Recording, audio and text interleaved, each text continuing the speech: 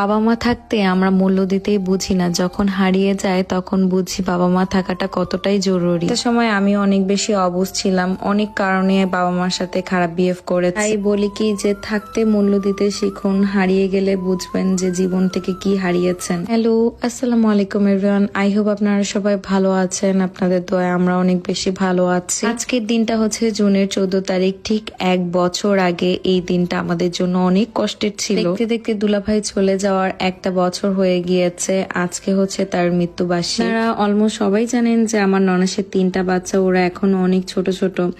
বাবা মারা গিয়েছে তখন তারা বুঝতেই পারেনি, বাট যতই দিন দিন বড় হচ্ছে বাবার কথা তারা খুবই মনে করে। ছোটটা তো আব্বুর ছবি বের করে আব্বু আব্বু করে কান্না করতেই থাকে। এই জন্য আজকে ভাবলাম সবাই মিলে আজকে দুলাভাইয়ের কবর জিয়ারত করতে যাব। আমার হাজবেন্ড সেদিন তার জব থেকে অফ রেখেছিল যেন আমরা সবাই মিলে একসাথে যেতে পারি। এখানে এসে মনে হয় অনেক শান্তি পেয়েছে, বসে বসে আব্বু আব্বু করে ডাকছিল। ননাসের 3টা বাচ্চা অনেক ছোট। ছোটটা তো এখনো কথাই বলতে পারে না ঠিক মতো, সবকিছু বুঝে নতুন নতুন কথা বলাও শিখছে, আর কি সুন্দর বসে বসে আব্বুর জন্য দোয়া করছে। যেটার আবার অনেক মায়া। আপু হচ্ছে কান্না করছিল, আপুর চোখ মুছে দিচ্ছে বসে বসে। বাবা মা থাকতে আমরা সেই মূল্যটা দিতেই জানি না, যখন হারিয়ে যায় তখন বোঝা যায় যে বাবা মা থাকাটা কতটা বেশি জরুরি। বলি কি থাকতে মূল্য দিতে শিখুন, হারিয়ে গেলে বুঝবেন যে কি হারিয়েছে। একদম তার বাবার কবরের পাশে শুয়ে পড়ছিল, এটা দেখে আমার বুকটা একদম ফেটে যাচ্ছিল। আপনাদেরকে বলে বোঝাতে পারবো না যে এই দৃশ্যটা দেখে কতটা খারাপ লেগেছে। দোয়া করি পৃথিবীর সব বাবা মা যেন ভালো থাকে। এর পাশেই হচ্ছে জাপানিজদের কবরস্থান ছিল। জাপানিজদের কবরস্থান কিছুটা এমনই হয়, আর ওরা কবরের সামনে হচ্ছে এরকম বিয়ার আর জুস, যে যেটা পছন্দ করত সেই অনুযায়ী তারা এইভাবে খাবার রেখে যায়, এটাই নাকি তাদের রুল। সবাইকে হচ্ছে জাপানি মাটি দেওয়া হয়েছে, এক্ষেত্রে বাচ্চাগুলো যেও হচ্ছে আব্বুর কবর জিয়ারত করতে পারছে। মেয়েদের বিয়ের পর হাজবেন্ডই হয় তার সব থেকে আপন মানুষ। আমি আমার হাজবেন্ডকে আগে থেকে বলে রেখেছি, যদি আমি কখনো তোমার আগে মারা যাই, তুমি যেখানে থাকবা আমাকে তুমি সেখানেই মাটি দিবা। আসলে মৃত্যুর কথা তো আর বলা যায় না, আজ আছি কাল নাও থাকতে পারি আমি। তাই আমার মনে যখন যেটা আসে আমি তখনই সেটা আমার হাজবেন্ডকে বলে রাখি। সীমান্ত জব থেকে তেমন একটা অফ নিতে পারে না, সে যেহেতু সেদিন অফ নিয়েছে সারাদিনের জন্য। বাচ্চাদের হচ্ছে জুতা দরকার ছিল, তো আমরা সবাই মিলে হচ্ছে মার্কেটে চলে গিয়েছিলাম তাদের জুতো কিনতে। ওদের জুতো দেখছিলাম, এর মধ্যে আমি এই জুতোটা দেখে একদম অবাক হয়ে গিয়েছি। কি আজব টাইপের জুতো না, আসলে এই টাইপের জুতো কে পরে আল্লাহই জানে। এক এক করে 3 জনের জন্যই হচ্ছে জুতা কেনা হয়েছে, সবাই সবার পছন্দের জুতা কিনেছে। এরপর আমি এই কিউট জুতোটা দেখছিলাম, একদম আমার হাতের সাইজের। বড়টার আর মেজোটার জন্যই হচ্ছে জুতো কিনতে গিয়েছিলাম, ছোটটার জুতো আছে। জুতো পরা দেখে ছোটটাও মন খারাপ করছিল, তারপর ওর জন্যও নিয়েছে, ও অনেক খুশি হয়েছে জুতো কিনে। বাচ্চাদের জুতা কিনতে চেয়ে আমার শাশুড়ি মা, আমার ননাস 3 জনেরই একই জুতা পছন্দ হয়ে যায়। এরপর 3 জনই আমরা সেম জুতা হচ্ছে কিনেছিলাম।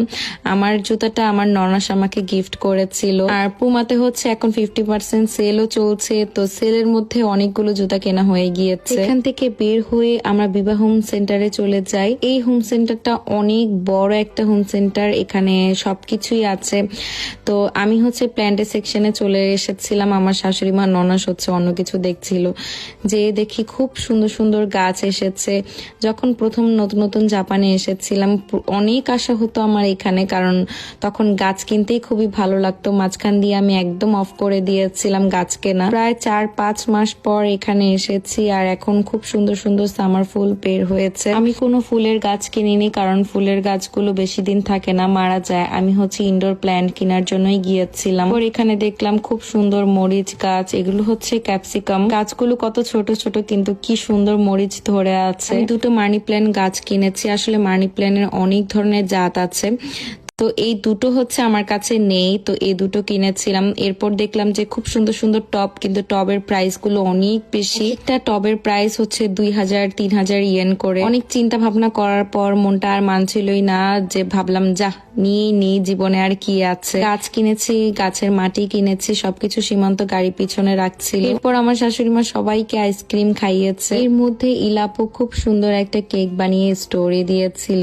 আমার হাজবেন্ড ফোন করে বলছিল যে আমি আমি খেতে আসবো নাকি। এন্ড যেই ভাবা সেই কাজ, আমরা প্রায় রাত 12টা বাজে হচ্ছে সেখানে চলে গিয়েছিলাম কেক খেতে। ফার্স্ট মি এই কেকটা এত মজা হয়েছিল। আর এই কেকের রেসিপি কিন্তু হচ্ছে আপনারা ইলাপুর পেজে পেয়ে যাবেন, আপু অলরেডি আপলোড করেছে। সেদিন আমাদের বাসায় আসতে আসতে রাত 3টা বেজে গিয়েছিল। এটা হচ্ছে এর পরের দিন যে মাটিটা কিনে নিয়ে এসেছিলাম, এটা হচ্ছে এই গাছের জন্য মাটিটা কিনে নিয়ে এসেছি। এই গাছটা আমি অনেক ছোট থাকতে এনেছিলাম, এখন কত বড় হয়ে গিয়েছে মাশাআল্লাহ। বড় হওয়ার সাথে সাথে গাছের শিকড়ও বের হয়ে গিয়েছিল। ভাবলাম যে মাটি দিয়ে ভালো মতন ঢেকে দিই, তাহলে গাছটা আরো ভালো থাকবে। এই যে টব কিনে এনেছিলাম, এই টবের মধ্যে এখন এই গাছটা আমি রাখবো। তো ঘরের মধ্যে আমি বসে পড়েছি, কারণ বারান্দায় হচ্ছে অনেক বেশি মশা। ভাবলাম যতটুকু পড়ার পড়ুক, আমি ঝাড়ু দিয়ে পরে হচ্ছে ক্লিন করে ফেলবো। অন্য কিছু কিনে টাকা ওয়েস্ট করলে আমার পরে আফসোস হয়, বাট আমার গাছ কেনার পর আমার কখনো কোনোদিনও আফসোস হয়নি, কারণ এটা